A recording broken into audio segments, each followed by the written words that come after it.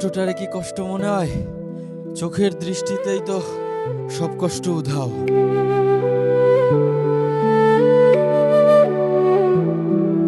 আজকে চলে এসেছি নেপালের কাঠমান্ডু থেকে বেশ খানিকটা দূরে বুধা নীলকণ্ঠ মন্দিরে। আর এইটা বেশ খানিকটা কেন বললাম, কারণ প্রায় ট্যাক্সিতে 700 নেপালি রুপি খরচ হয়েছে এখানে আসতে। আর এই মন্দির তো দেখবই, তার পাশে এখানকার কয়েকটা গ্রাম ঘুরবো, পাহাড় চড়বো, অনেক কিছু। তো চলুন যাওয়া যাক। কাঠমান্ডু থেকে ট্যাক্সি নিয়ে সরাসরি চলে এসেছি বুধা নীলকণ্ঠ মন্দিরে। নেপালের কাঠমান্ডুর শিবপুরি পাহাড়ের পাদদেশে অবস্থিত এই বুধা নীলকণ্ঠ মন্দির। আপনি জানলে অবাক হবেন, এই মন্দিরের বিশেষত্ব হচ্ছে এই শায়িত বিষ্ণু মূর্তিটি।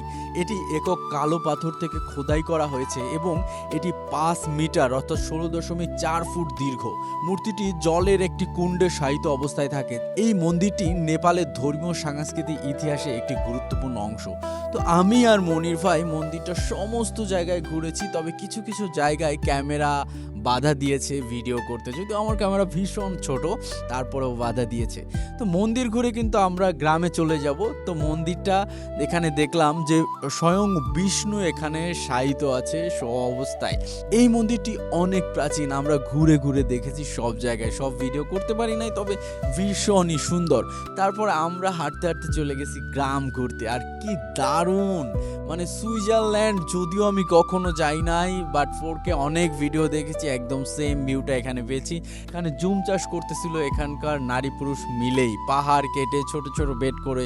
কি দারুণ, মানে যেদিকে যাচ্ছি এত সুন্দর। মানে পাহাড়ে উঠতে ভীষণ কষ্ট হচ্ছে, কিন্তু পাহাড়ের এই রূপ, এই প্রকৃতি দেখে মন ভরে যাচ্ছে, কষ্ট যেন শেষ হয়ে যাচ্ছে ওখানে।